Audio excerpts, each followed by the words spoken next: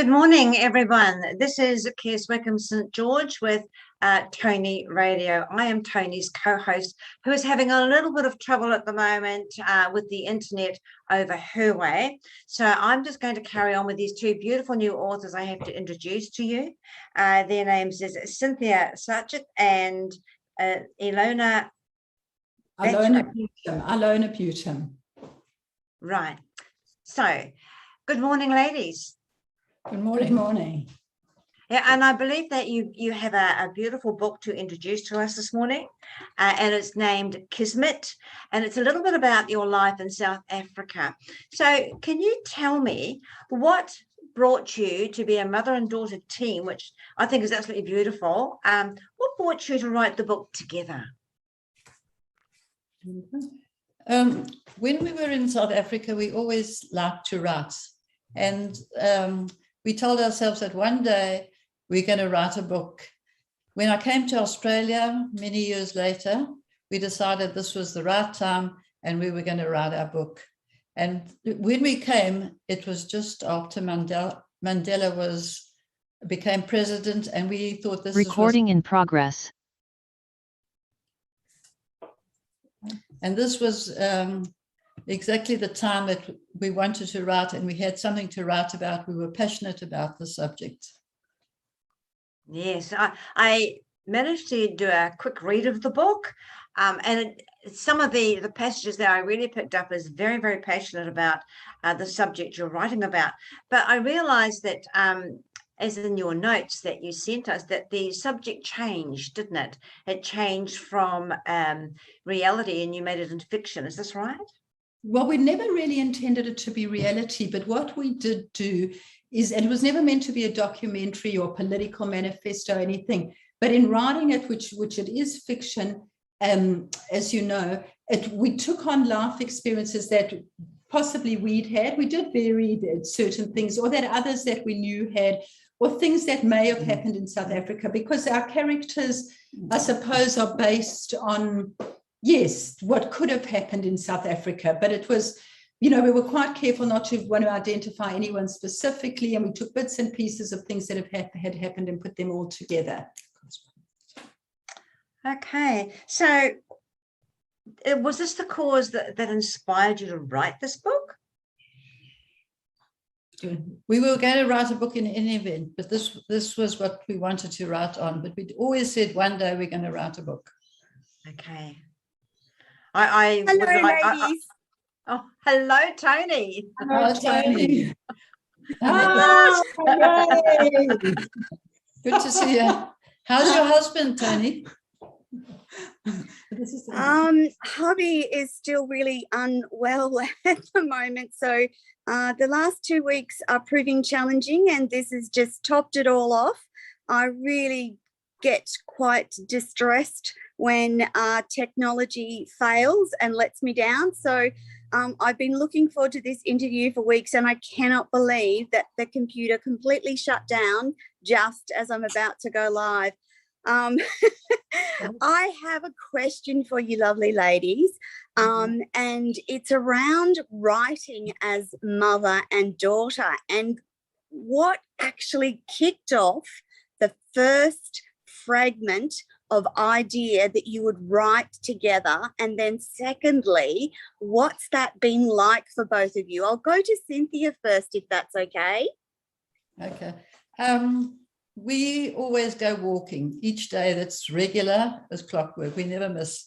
And on our daily walks, we love to talk about what we were going to do, and we knew that we were going to write. So we never actually sat together and wrote together as such. But when we would go on our walks, we would discuss, this is our character today, what's happening. And then one of us would type and we send it to the other one, and they do track changes and go back and forth, and everybody would look at it, and we have comments from the children, from the grandchildren, and from my husband. Oh, wow. And that's how it went. And it became a family project. That's amazing. It is. Yeah. So it was pretty free flowing and not not too much angst involved, ladies? No, that was our pleasure. Ah, well done. That's really quite an accomplishment, isn't it? It's amazing. We actually had a skeleton in the beginning of what we thought the plot would be, but it kind of took a life of its own. It kind of led us to a story that we didn't even anticipate in the beginning, to be honest. It just evolved. Yes. So everybody said write a synopsis before you go, and we had it, but it didn't work as we planned. It worked itself out. So you did have a synopsis to start with, but it kind of evolved into something more than that. Completely different to what we expected.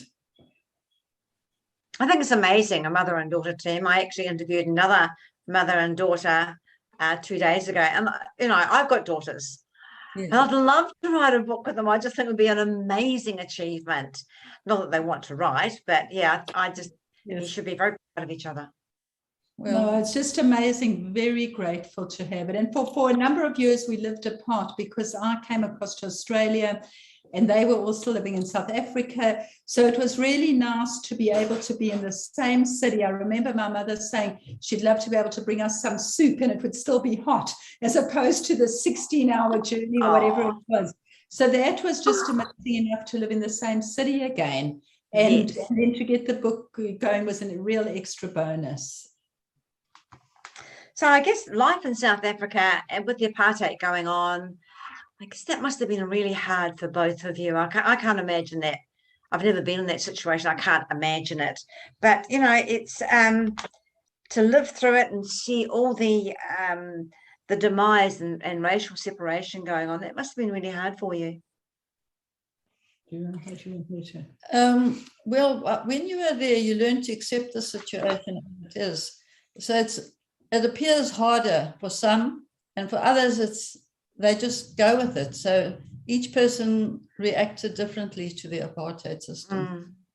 And what happened is a lot of the information wasn't allowed to be disclosed. So we didn't even know we knew some stuff, but you were not allowed into Soweto, which was the black township. You were banned from going there. So the first time I went into Soweto was some years later when I was already an adult.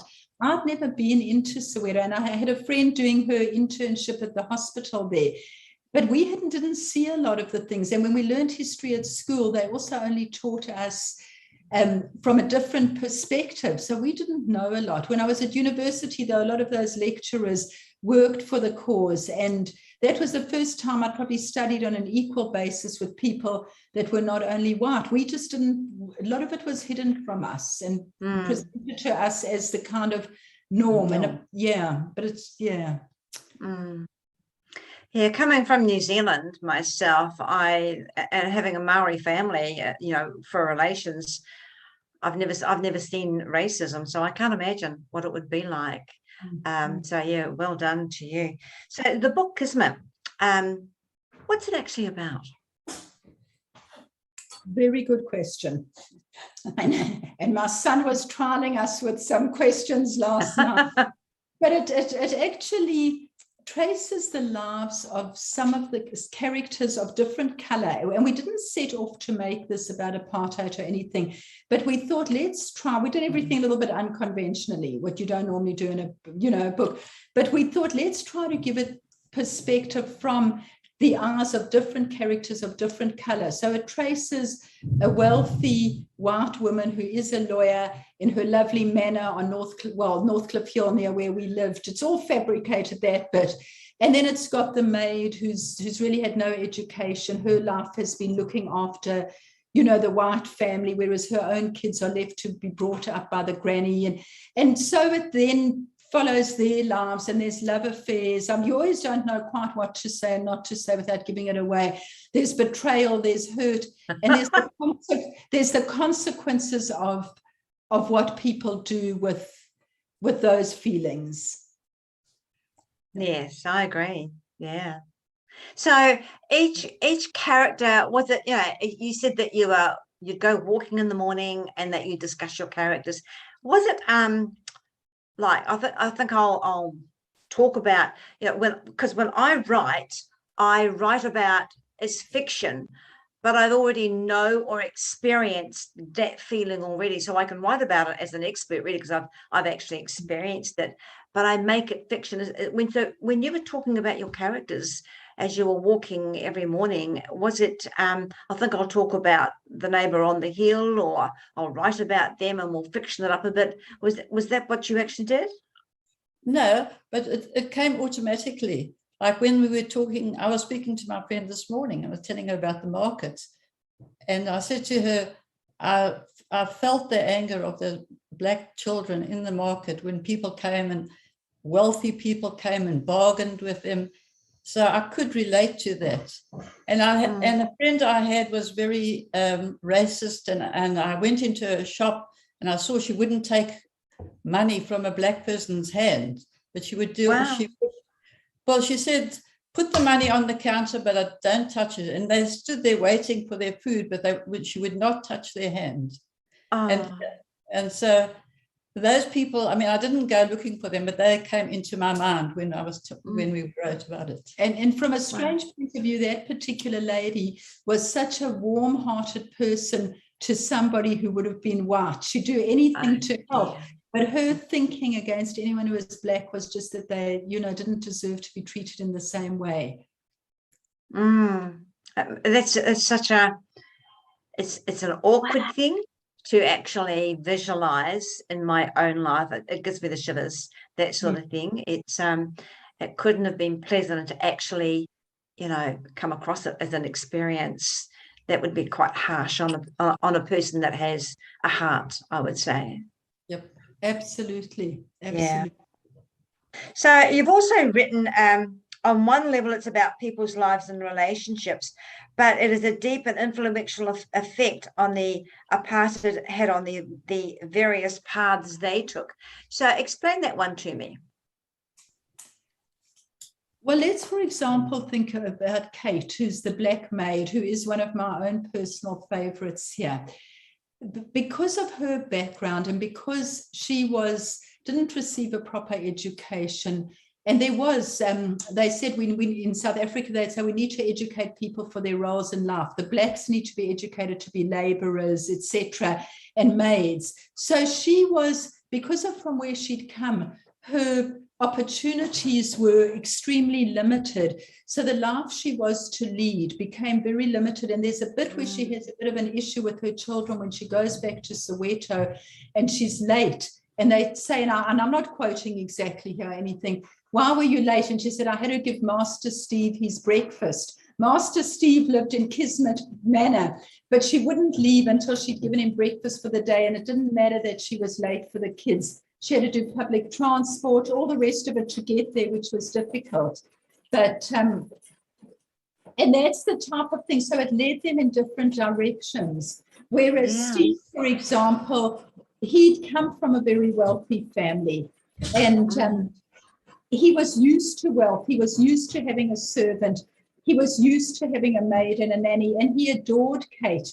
And there was an experience, I won't give too much here, but just very briefly, she landed up in hospital briefly, and she had virtually brought him up. And they said, what is her surname? And he didn't know. He knew so little about this woman who put so much life of her life in him. Yeah, I've read things like this, but being in Australia, I don't see it where I live. So it's actually, I can see why you made it into fiction, because it really is, it grates on the bone, doesn't it, to know that humans can treat each other like that. Yes, it's awful. And we try to present it in the book as just factual, let the facts talk for themselves. So we didn't try to pass judgments. And we've got one character there, Marika, who's very racist. And then you see, her thinking. So she's speaking from the perception of a very racist white person. And we try to show all of that without, let the facts speak for themselves, I guess. Yeah. Yes, I agree. Yeah. You're very passionate about this book. I can see it in your faces. Yes, we are. This book was our dream. I was just going to bring up the fact that it was your dream and your bucket list for a very long time, and it's taken a long time to come into fruition. I'm actually curious when talking about apartheid, and obviously you were part of apartheid in South Africa. How did you approach other groups of white people and discuss these topics? Was that hard, or did you have a collection of family and friends that understood the harshness of apartheid? I remember when I went to London, when I was in my early 20s, I met up with a friend who was from New Zealand, actually, another New Zealander there, and we were going to go and see Cry Freedom. And I said to her, that is not true. It is just made up. I didn't know that was based on truth. So, when one discussed the things, as I say, we were given such a slanted view. And I obviously later learned, yep, absolutely this was based on truth, but we weren't told stuff like that. So you accepted it. Yeah. And Tony, I don't know I think you might have unfortunately not been on at the point, but I did mention some of I studied law, and some of the law professors had been very big in the movement for equality and anti-apartheid. Yes. And I've got a lot of perspectives there. So as a university student, it was very much spoken about. But at school, and in fact, we had a project, an assignment, whatever they refer to it here, Black education in white private schools, because it was starting as a very new thing. Yeah. I'm curious too, Cynthia, how difficult, I know things were difficult in South Africa, but how difficult was it to make that decision to move to a place like Australia? Was that something that you thought about for a while? Was it decades in the planning or thoughts, or what was around that decision? Of course, Ilona was obviously an Australian who wanted to be rejoined, but how difficult was the decision to make? We decided at some point that we would go over to Australia. We tried to get into Australia, into Perth at some point, but we were not accepted. So leaving your country isn't easy. And we had to waste a long time before we got there. So we had to give up everything when we left, and I didn't have a problem with it because psychologically I was ready for it. Yeah. So you were more than ready to leave the life that was South Africa and embrace Australia. Yes, I did. And has it been a good move, ladies? Has it generally been a good move? It's the best move I ever made. It's lovely. And the wonderful thing, it's united the family. When my mother says they didn't get in, it's because of the regulations. They weren't criminals, but it was very strict at a time to qualify to get in. But it's been a wonderful thing because it's given the immediate family has been reunited. The children have had grandparents and grandchildren, a lot of positives. A lot of people don't have their grandparents and grandchildren. And so we were very lucky. There's a lot of family in South Africa. The immediate family is together. And that's very important to us. Yes, it's a very important thing to have family together. I see that in some of your notes that you took a sabbatical. What was that about? I think that is poetic license. That's creative thinking. And I think what happened is when we started when doing the book, when, as my mother had said, Mandela had been fairly recently elected as president. We wanted it to be current. And then life intervened, all kinds of things happened along the way that one kind of got distracted, well, in a positive way, distracted with life, and sometimes in not such a positive way. And then the time, so we put it on hold. And then the time again came where we were able to give it a little bit more attention. Would that be right? Yeah, that's about it. Yeah. So what started off as a poignant love story in KISMET evolved into a murder and a gruesome trial. Is that right? Absolutely. Yep. Even this This we can't give away. And it says, you know, in your notes it says 2 decades. You didn't give a lot of comments about that one. So is it going to give the book away? It's so hard to know what you to say and not to say without giving away certain things. Let's put it this way. We didn't expect a murder when we started. And we certainly didn't expect a trial either. That's certainly creativity. It really is. Yeah. Absolutely. So, ladies. Sorry, Tony. You go, Kez. I was just going to say, ladies, seeing that Kismet is fiction, I'm just curious to know if you've had the unfortunate experience of murder in and around your life without giving away the story, or a trial. My mother's looking at me, which is probably my cue to answer. You know what? There were people that were murdered. A cousin of ours had a restaurant in Cape Town, and they were closing up the restaurant one night. The chap that he was with was shot in the head and killed, and he was shot in the head as well and suffered. He didn't die, but he was very, very damaged for a lifetime beyond that. And you'd hear frequent murders. It wasn't an infrequent thing. Yes. When I used to work in the city, just before I left, I did my law articles. and I know this wasn't a murder, but I'd take any jewelry off because they were, people were being attacked in the streets. I was in court one morning, and I know I've digressed a bit, and there was a car bomb outside the court, and they shouted, "Everyone get out of court." And then they took the bins out of the city centre of Johannesburg so that people couldn't put bombs in the bins as well. So it became more and more commonplace, and that's why there were big fences and things like that. Murder, and in the case, and my work has been involved. I am a lawyer, and I'm not a criminal lawyer, though. I've just dabbled in very mild criminal stuff. But the court cases is something that I've dealt with, even though this is not my particular area of law. Never done a murder, except in Kismet.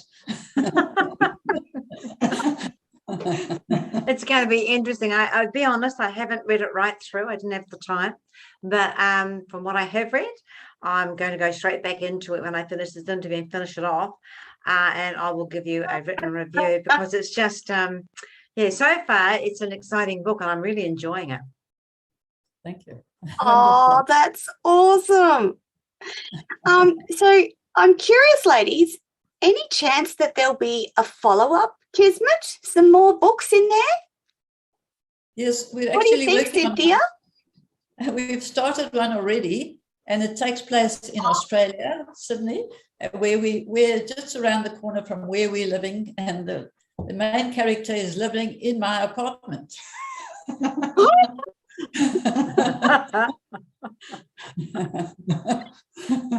done. And you'll follow the same that what you've done previously. You'll just follow that, going for a walk, exploring the characters and bringing them out in your story. Exactly. So we do chapter by chapter, and we'll just keep going. That's fabulous. That's what a creative writer does. It takes characters and molds them. This time around, because of the first book, so now it's flowing a bit better than it would have before. Okay. Yeah. Yes, because it's one doesn't go on. And we hope this isn't going to take 20 years. Yes, Cynthia, we want more of your books with Ilona, because that's a great thing. What a great example of mother-daughter creativity, and what a wonderful legacy for the family, don't you think? Yeah, that was our initial the driving force. Yes, we wanted something for our grandchildren, because as I said, I didn't have money, but this is what we could give them. Oh, nice. Yeah. I think that's a lot of grandparents think along those lines too. We want to leave something for the kids behind us. Yeah. And I won't ask that it bring your relationship closer, because I can see by looking at you, it already has brought you a lot closer as women, not just as mother and daughter, but as creative minds. I think we've always had a close relationship, you know, like. Yes, but this has brought us closer, certainly. But we're showing you how to appreciate each other's mind work. You know, we are all so different. I can't imagine what I'd like it to happen, but I can't imagine sitting beside one of my daughters because her brain would be so different, and her view of what happened in our past would also be very different. So, you know, it's also obviously taught you how to be appreciative of each other's experiences, seeing through different eyes. Yeah, absolutely. A lot of the stuff we did kind of have a similar view, but there were bits where we saw it differently. And then my mother had say she was, you know, yeah. Oh, you've got to bow down to the elders. They know better.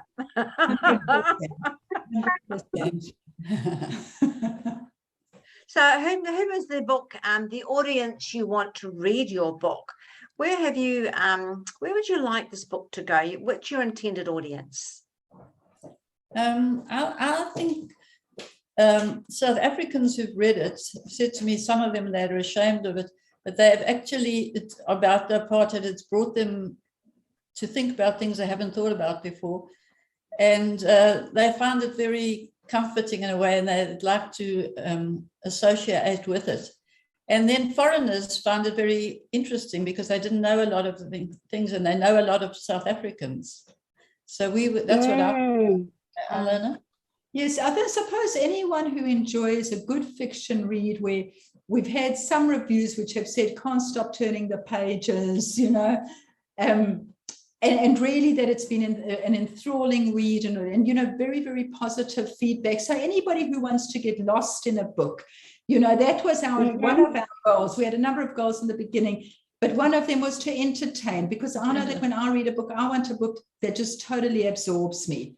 And that is, we've had some wonderful feedback, you know, get lost in it, the characters, the twists, all the rest of it. So, you know, it's hard to kind of confine it to a particular group of people. There's nothing like a good twist and a good plot. There's nothing like it. Yeah, and a good level. Yes. Yeah. So it's for men and women, because one man said he started and he thought, oh, this is just going to be for women. But then when he read on, he said, no, this is for everyone. You know. That's great. That's what you want. Yes. You know, if you write it for women, if you write it for women, then I think it's best to put something like that in your in the prologue. You know, that women will really enjoy this story. I write for both sexes as well, and it's when I write, it's fun. And if it's not fun, then it becomes hard work. So I try and make it as fun as much as possible. What do you think, Tony? Absolutely. I think that oftentimes men get just as much out of the stories as women do. And just because you're two female authors does not mean that your book is for women. So absolutely, which leads me to something else that I was curious about. Ladies, do you think that there are enough stories about South Africa? Do you think that it's written about enough in its truest, this is what happened? And do you want to encourage more people to write about what has happened in South Africa and what is happening in South Africa? That's I would say that about any country, not only South Africa. If you're passionate about where you live, that's where you should be writing. But South Africa certainly is worth writing about. But for everybody, it's different. But I think, and I've actually got a coaster on the table somewhere here where my tea is, take what is good from your past and build your future on it. And I think that there was certainly a troubled past in South Africa. But I would encourage people to read about it because because it has hope.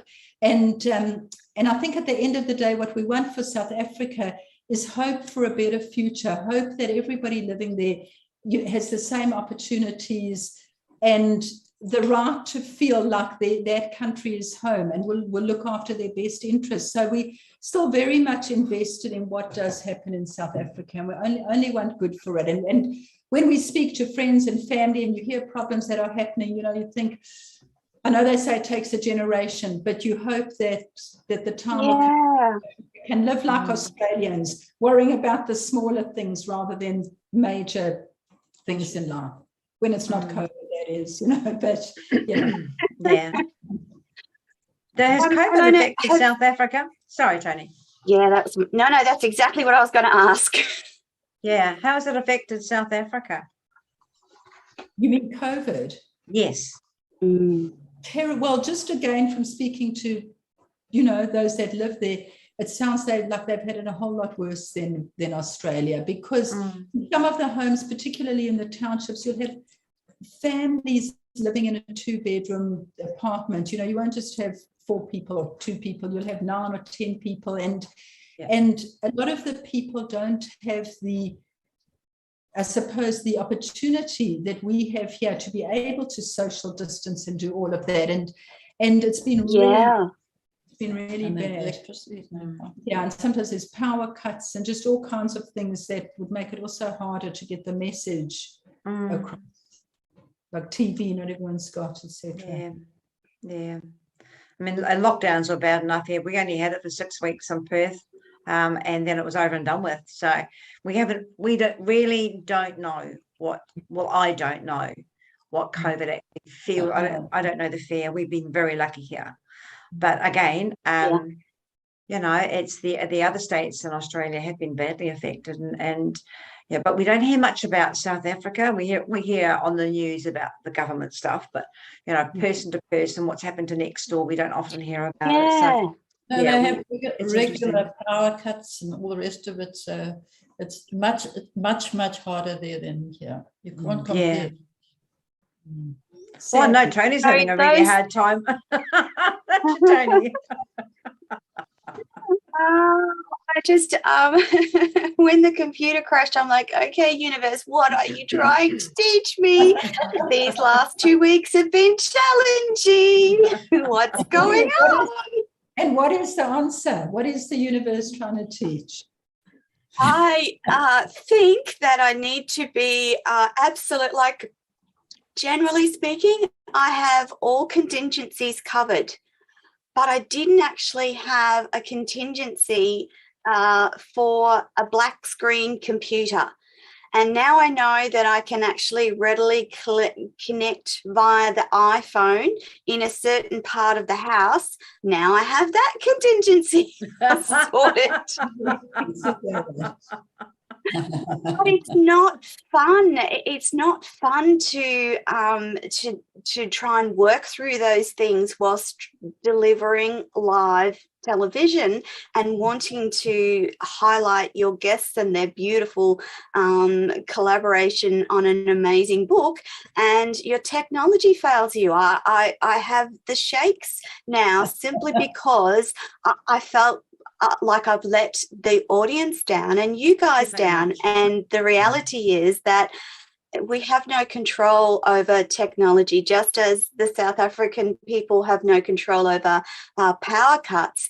And I guess that's probably the message, isn't it? That you can't always control what happens in life, but you can control the way that you react to it. And for both of you, that's meant shifting continents and shifting countries and reestablishing a whole life.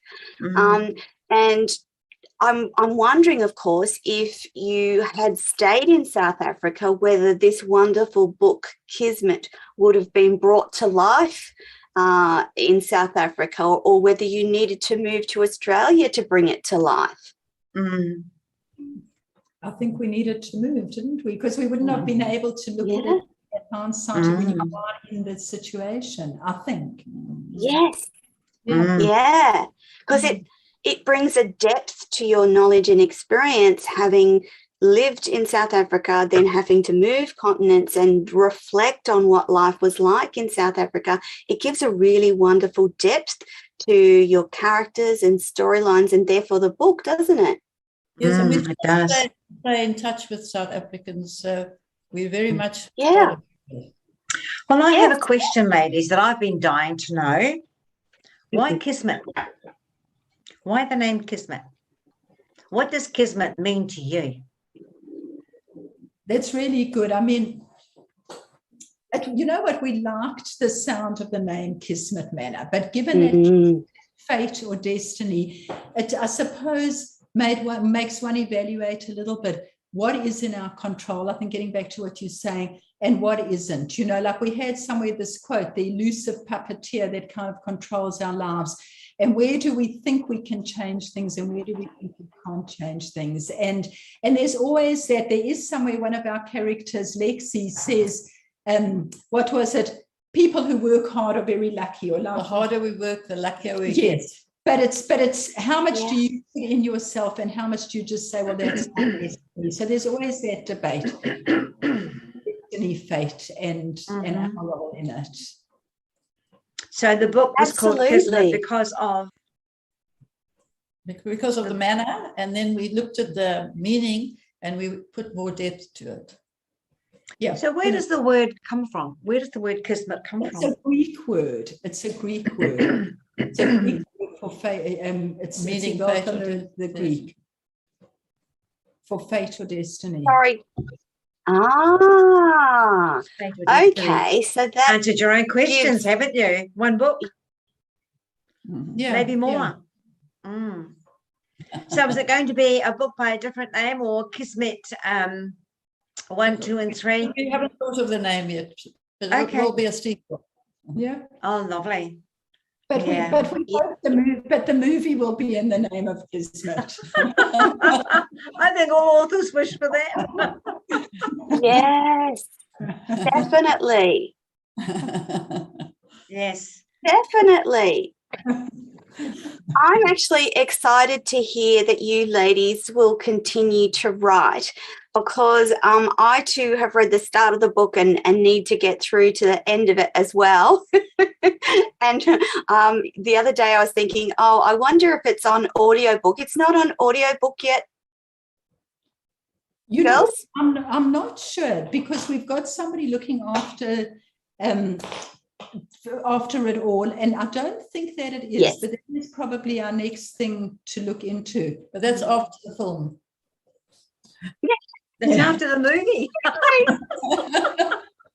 Yes.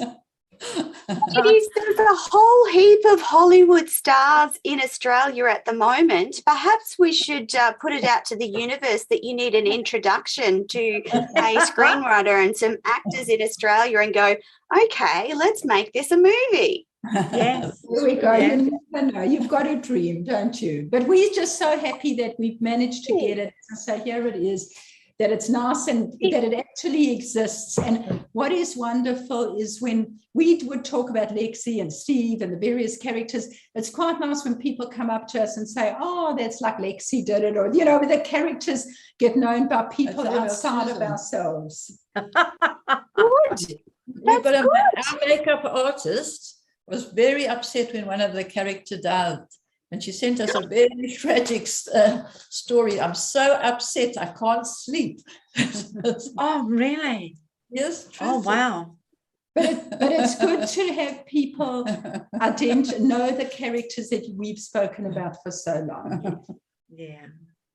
Gosh, they become like your family, don't they? The characters in your own books. I know, because Kez has said this before, that they become characters in your own life. And I know that Kez has said before that she's actually felt sad at the end of a book because of the outcome of the characters.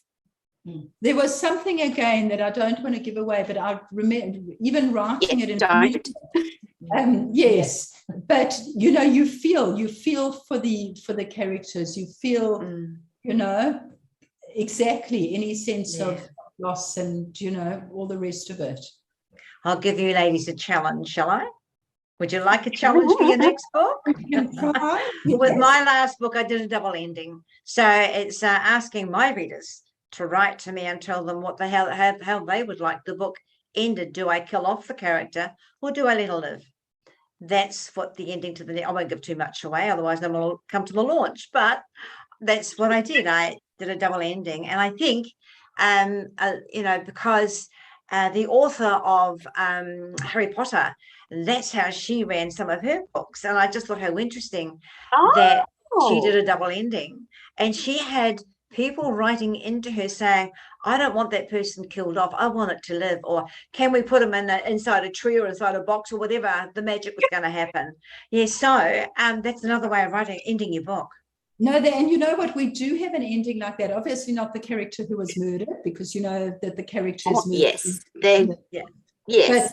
But at the end, there is also a scenario where you're left wondering, and people have said to us, what happened then? And I suppose between us, we leave it open for a sequel or not a sequel. But we just something like Excellent. that. So yeah.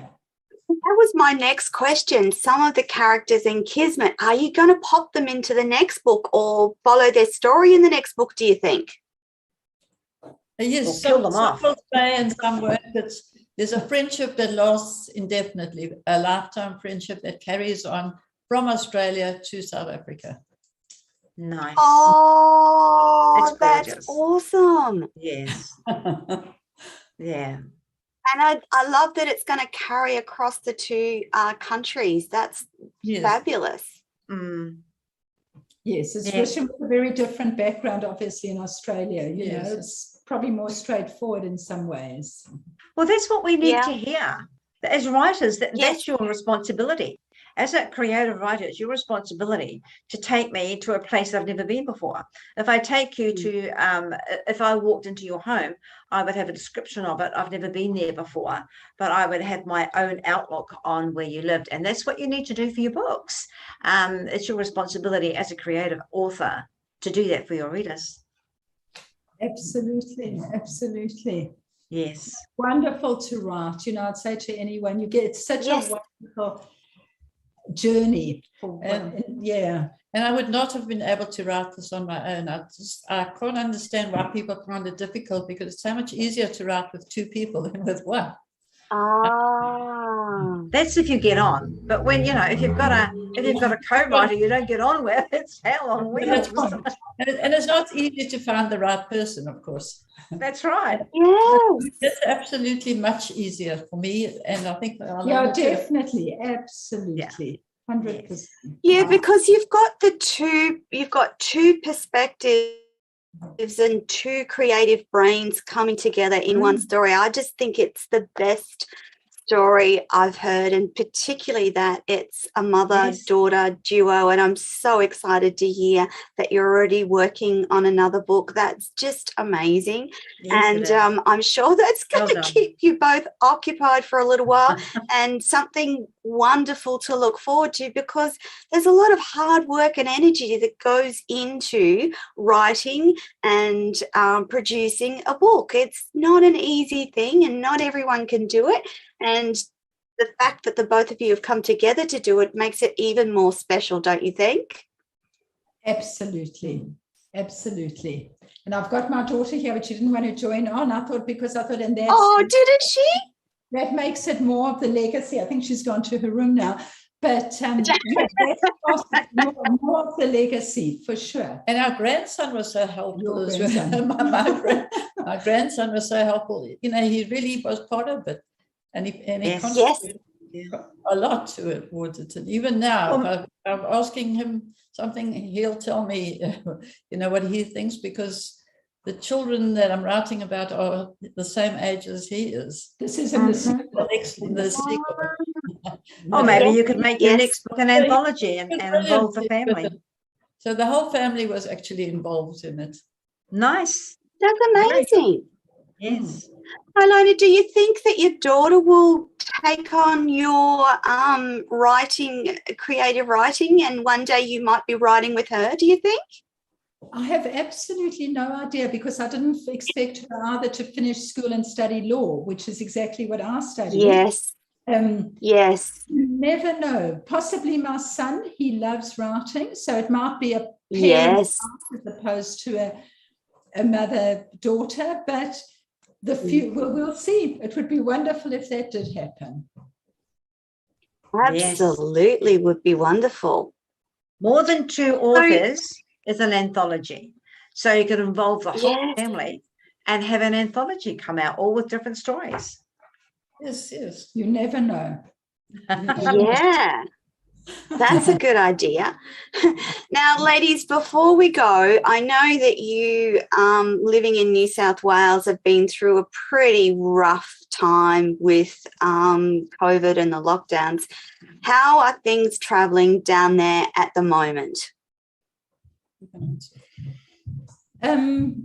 Look, at the moment, I think we're all kind of in a transition back to what they call the new normal, and it is a new normal because they spoke about freedom day, but there's freedom and freedom. Yes. And you're still clocking in, and the shops are not fully stocked always, but we're very grateful to be able to do what we can do. And there's one thing I might just add I just don't want to leave it out, which my father went into a home about a year and a bit ago, and he was quite unwell. And in COVID, some of the time we couldn't visit him because he was still out of visit. But I do just want to make a special mention of him because he was full of wisdom about this, the facts. We weren't always so some of the facts about this book. And but yeah, we were affected by COVID, and thank God at the end, he passed away in December. We were able to visit him and just spend a little bit of time with him. But I did just want to make that tribute because he was ever patient. Yeah. And lovely ladies, for the families that can't see people and what have you, in these difficult times. Yes. I have a son in New Zealand, which is not that far away, but they have been trying to get home since they've been over there for 2.5 years now. So it is tough. And that's the first time in his life that I've not seen him every birthday, every Christmas. So that's tough to live through. But I do think from a human perspective, it does help build a bit more resilience in our lives, coping with something as big as a worldwide pandemic. Now, lovely ladies, before we run out of time, thank you so much, Kez and Ilona and Cynthia, for your patience this morning whilst I tried to navigate those issues and get on to the interview. And thank you so much for your time. It's been wonderful talking to you. Before we go, though, I'd like you to tell the audience where they can get KISMET. Well, I'm happy to say we have a website, KISMET bestseller. .com. It's okay. So they can get straight onto that. It is available on certain other websites, on Amazon, Booktopia, Amazon, and get straight onto the website. Yes, fantastic. And I must say that the KISMETbestseller.com website was developed specifically so that we could point people in that direction and let them know where they can get this amazing book, but also all your normal booksellers, including Amazon and Booktopia. Wonderful, ladies. It is time for us to finish. Kez, thank you, as always, for having my back and starting the show. Cynthia, Ilona, thank you for coming live on the show, navigating all the time zones, which have been another complication in the last couple of weeks, and being here and telling us your beautiful story and your journey as co-authors of the book KISMET. So it's been wonderful to have you here. I'm glad you managed to get onto the show, and I hope your husband will be better soon. And thank you, Kez, for stepping in and all your work. And Tony, thank you. Really appreciate everything. You're welcome. To have you are so welcome. Everything. Okay. Thank you. Wonderful audience. Thank you so much for listening and tuning in today. Don't forget to jump on and get a copy of KISMET. It's a wonderful story, and there will be more from this fabulous duo in months to come when they get their new novel underway. Just putting the pressure on there. Thank you, everyone. That's our show for this week. We will see you all next week, and hopefully no tech issues. Bye for now. Bye. Bye.